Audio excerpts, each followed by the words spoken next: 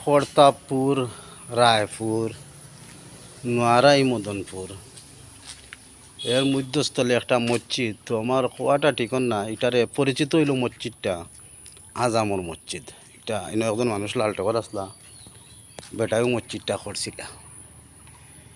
আশ্রম নামাজও আইসি আছি, নামাজ শেষ, শুধু একজন ইমাম করি কইতাম পারাম না, ইমাম সাহেব করে কইতাম পারাম না, ছোটো